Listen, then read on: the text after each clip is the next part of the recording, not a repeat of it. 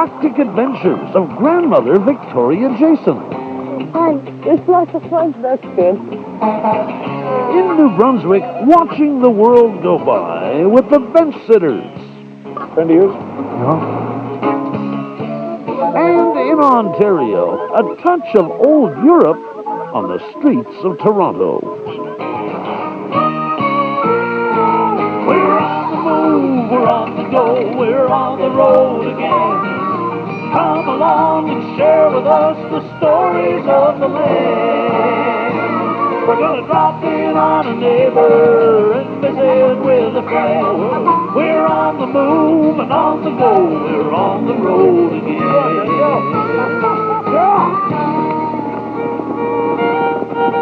John Whittavine lives and works on this farm in southern Ontario. But on Saturdays, if the weather's nice, he travels an hour and a half east of here to the streets of downtown Toronto. There, at the corner of Yonge and Dundas, he treats passers-by to the sights and sounds of turn-of-the-century Holland.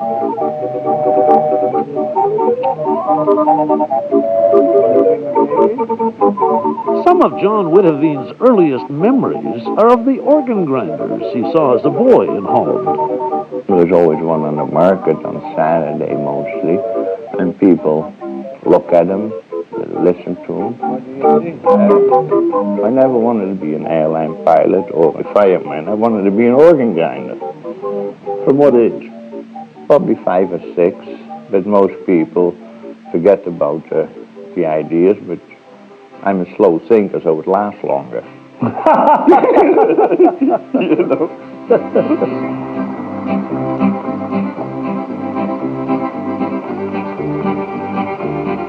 Now, when your Saturday is finished... Oh, then I've seen it all. I've seen the town, I've seen the people. Okay, Sue, we're home. I'll be ready to go to work for another week.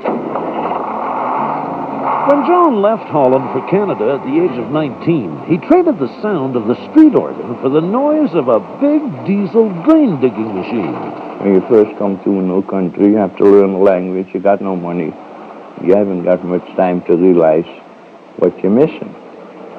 So you went into the drainage business? Went into the drainage business, and now that's actually how I made a living. Farm drainage for all those years. Well, everyone knows about the Dutch. They're famous for reclaiming land from the sea. That's right. Well, I had to work hard, but I still wanted an organ. All this while? Oh, yeah. Still on your mind? Still on my mind that I got to be an organ grinder someday. In 1970, John went back to Holland and tracked down a big old street organ. And they're going to put a new front on it. And it's going to look like one of the real old-fashioned ones, like they looked 100 years ago. It's going to be really nice. Drums, violins, clarinets, bells and whistles, and everything moves on it. Hardly portable, though. I mean... Oh, it will be portable because it will have 4 wheels on it. How many monkeys go with this one? No, just me and Susie. Okay, say hi to Wayne.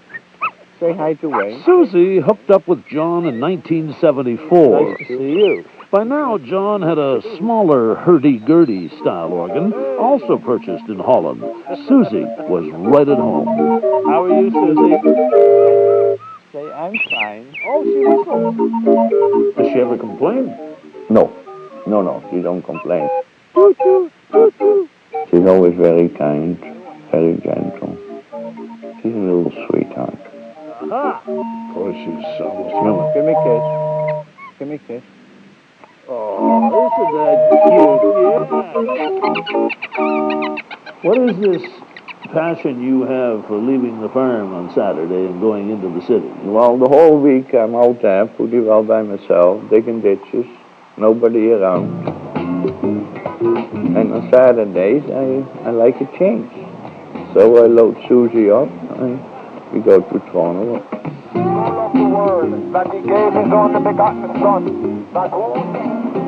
It's entertainment, you meet people, you can look at them. You cannot go and stand on a street corner and look at people.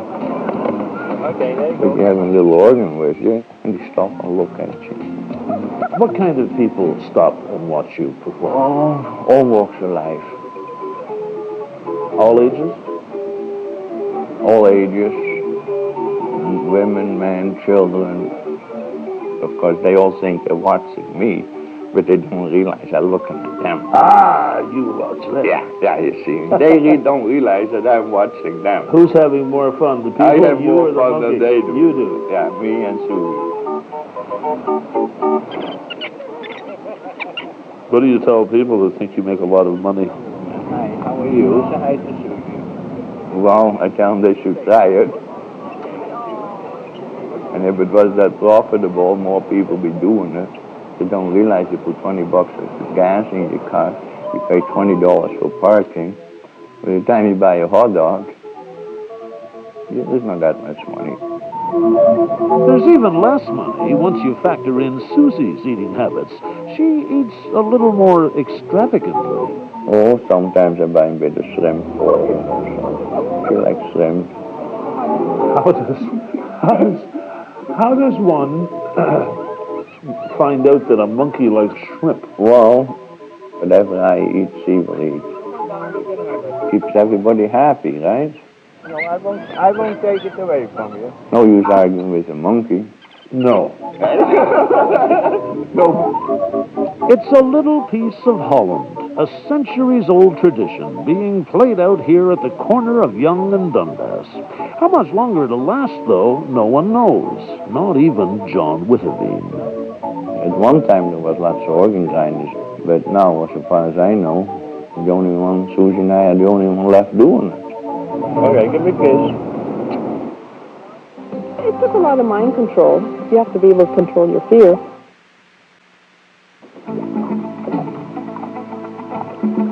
You look so comfortable, it's unbelievable that you haven't been born in a kayak. Oh, I feel quite comfortable, no. You feel like you could do this all day.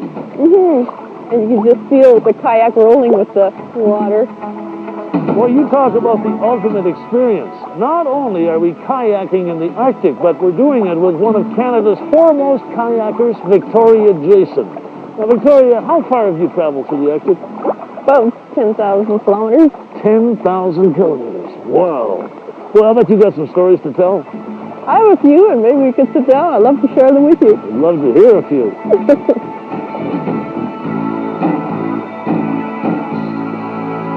Whatever possessed you to take up kayaking at age 45? Well, it was kind of a funny story. When my ex-husband and I broke up, he took the canoe, which used to be our kind of freedom vessel. So, in the end, it turned out to be the best thing he ever did for me because it steered my life in a new direction. And I started kayaking. Victoria Jason's kayak has taken her thousands of kilometers through the treacherous waters of the Northwest Passage and introduced her to spectacular remote Arctic coastlines. It varies a lot. That's why it makes it so interesting to paddle, because you never know what it's going to change to. And, you're right from the very, very steep cliffs that fall into the ocean to lush tundra, sandy beaches for sometimes 40, 50 miles. There's beautiful sandy beaches.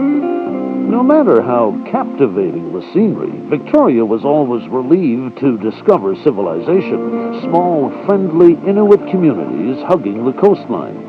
In hamlets like Pelly Bay, where now, after repeated visits, this adventuresome Manitoban and her kayak are a common sight. You guys are really good kayakers. When Victoria bought her first kayak, You want a kayak again? she was already a grandmother. Tomorrow is Yes, I'm hoping. At the time, she was recovering from the after effects of a severe stroke she suffered in 1984 when she was just 42. I had severe damage to my speech center and comprehension, short-term memory loss, and so I had to learn to speak all over again. Well, it certainly came back big time. Yes. Actually, well, and then I had the second one in 1991 when we were training for the first trip on the Hudson Bay. 2 strokes before you even got off on this Northwest Passage crossing. But it seemed that the second stroke seemed to kind of fix things a bit, because after that my speech came back. Wow, somebody hit the right button for you. Yeah, there must have been a blockage. So I was very fortunate, yeah. For a lot of people, one stroke alone would have been enough to say goodbye to any notion of kayaking. I mean, wow, what a gutsy attitude. I don't know if it's gutsy attitude, it was desire. Every time I looked at the map of Canada and I'd followed the Arctic coast on the map, and I thought, I just have to see for myself. Victoria's wishes came true. She embarked on her first trip to the Arctic not long after her second stroke. It was the summer of 1991. Along with two experienced kayakers, she left Churchill, Manitoba, and paddled north along the west coast of Hudson Bay. What was the initial plan in year one? To go from where to where? From Churchill to Tuktoyaktuk. But we just barely made it to Repulse Bay. We were trapped 2 days out of Churchill behind heavy ice. There's just ice in every direction. And really, it took us 62 days to get to Repulse Bay. And out of that, we only paddled 31. But the lure of the North now had a firm hold on Victoria's soul. And even if I just see it bit by bit, maybe that will appease me. Maybe that'll be enough to get this haunting desire out of my head. Unable to ignore the pull of the Arctic, Victoria took another leave of absence from her job as a data entry clerk at CN Rail in Winnipeg. It was early in the summer of 1992 when she set out on her second journey with her paddling partner. Thick ice, however, forced the pair to haul their heavy boats over the frozen Arctic Ocean. The load was much too heavy for me, and all my muscles started to break down, including my heart muscle. Well, I was on the verge of cardiac arrest when I came into Joe Haven. Close call. Yeah, it was close. Very close. The road to recovery took 7 long months, and that familiar feeling of restlessness soon haunted her again. She simply had to return to the Arctic for the bits of her soul she had left behind. This was sort of like a holiday. This was to get away and do it on my own time, at my own speed. She was alone and able to take her time when she made her third visit to the Arctic. It was 1993, and Victoria kayaked the Mackenzie River solo from Fort Providence to Tuktoyaktuk. Is this something you would recommend to anyone to do? Not alone. But you did it alone. I'd do it alone again. But I wouldn't recommend it to anybody. Pretty tough alone. Yes. It took a lot of mind control. Like, you have to be able to control your fear. And there's really nothing that can stop you if you control your fear. Alone, but fearless, Victoria continued her journey through what was perhaps the most challenging leg of all, the shipwrecked waters of the Northwest Passage. I would prefer to stake my life to see it. And you did. Yeah. Were you not afraid, Victoria, when you set out, having had a stroke, having had 2 strokes, that you would have one again while you were alone? That thought crossed my mind, but if I had to go, I couldn't think of a better place to go. Sometimes I said to myself, oh, you old bat, like, what are you doing here? At night I'd be cold, and I'd be hungry, and I'd be wet. She enjoyed breathtaking sunsets and weathered wicked storms. She paddled through pods of bowhead whales and protected herself from grizzlies and polar bears. The physical challenges were constant. Yes, it's strenuous. Yeah. But it was desire that just couldn't stop. We did it again. Victoria retired from CN Rail the winter after her expedition through the Northwest Passage. She used her time to write a book called Kabluna in the Yellow Kayak. Instantly, it became a national bestseller. This is my first emoji. Kabluna, which means stranger in Inuktitut, was the name given to Victoria by her new friends in Pelly Bay. Oh, that's beautiful. Are you still a Kabluna? Not in Pelly Bay. That's all I wear? Yeah. They even call me Kayak. They call you Kayak now? Yeah, the elders call me Kayak. Kayak. Oddly, though, the one thing Victoria didn't see anywhere in her travels were Inuit using kayaks. I felt there was something missing. They have such beautiful shorelines here. Why aren't they out there in the summertime and exploring? Where had the kayaks gone? It seemed that there weren't that many elders left that remembered how to build them, and so it just seemed to fall by the wayside. The motorboats were a lot handier. But Victoria had a vision, and last summer, with financial support from the local co-op, she realized her dream. There's your paddle. The people of Pelly Bay were learning to use kayaks again. I know most of you have tried in kindergarten, but now you're 6 years old and you're in grade 1, and you're going to continue kayaking till you're famous kayakers and racers. What was the reaction of the community? Well, the children, of course, were really excited. Go all the way up to the rocks. I couldn't step out of anywhere without asking, when are we kayaking, Victoria? When are we kayaking? That's a girl. Reach forward. Pull the water back.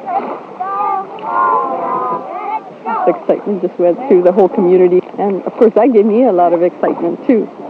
It's fun. It's lots of fun. That's good. Endorsed by the elders, Victoria helped the hamlet of Pelly Bay launch its own Inuit-guided touring company for tourists. So we're just going to head east, Tom, and then we'll go south along the mainland. Ideal. It's going to bring jobs to the people of the community, and if I have done my job right, I can leave in 3 years' time, and they can handle it on their own. What is your dream now, Victoria? What is it? The dream, if I were to come back to this community when I'm 80 years old, and if I would see a kayak on the water, that would be a real pleasure. Victoria Jason's northern journeys have changed her life forever. She's now writing her second book. Not surprisingly, it's called Kabluna Returns, Arctic Summers in Pelly Bay. Dear family, I'm looking forward to seeing all of you again. I really miss you all. And I'm looking forward to coming home, although there are still so many places I want to see.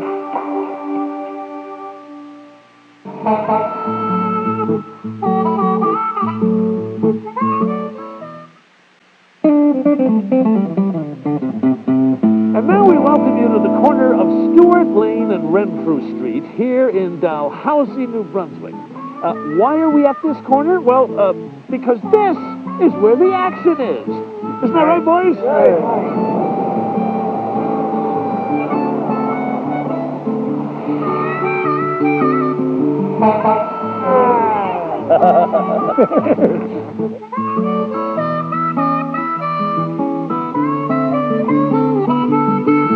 Just wave at the wave at the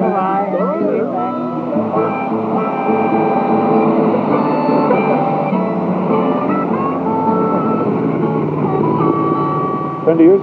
No. Hi. You guys do this every day? About 15 or 16 years we've been sitting at the corner. Not every day, but the night days we're here. And what do you do? I mean, you just come here like this and sit and watch the women going by. Smile. They just waved at you. Carla, always wave at everybody. You still got your eyes on them. Oh yeah. Oh, I'm still looking. See, when you get around the corner there, yeah. They're gone.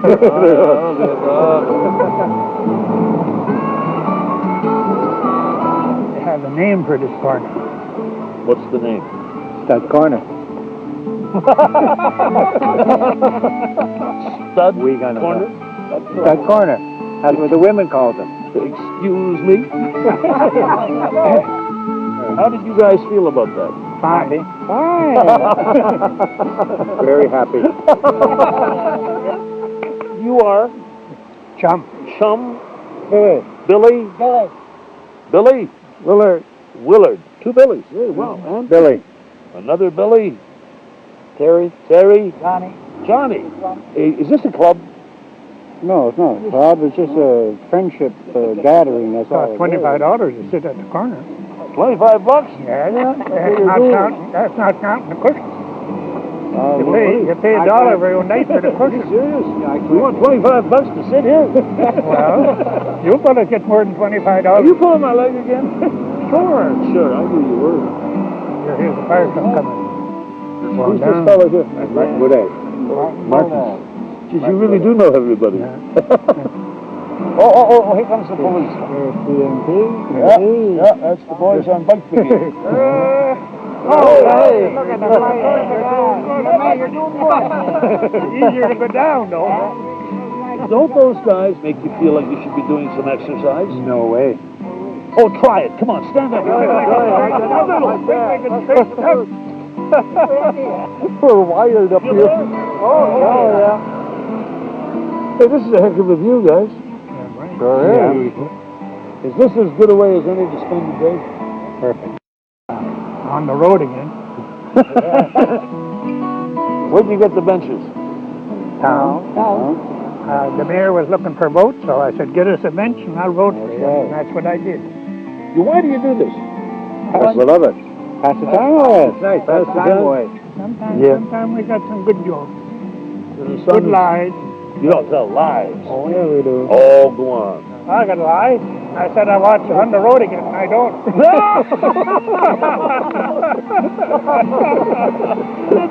Well, boys, this has really been wonderful. Could I come back and sit with you again? Anytime. I would really like that. I want to thank you for the time spent. Yeah? Thanks, boys. Thank you. Have a good time. Well, that was interesting. Yeah. Hi.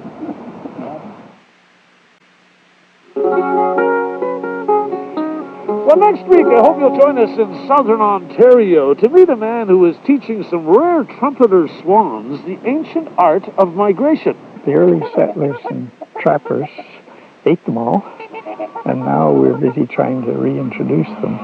Bill Carrick and his trumpeter swans, next week when we're on the road again. That's our show for tonight. I'm Wayne Rosstead. Thank you so much for watching. We'll see you next week. Bye for now.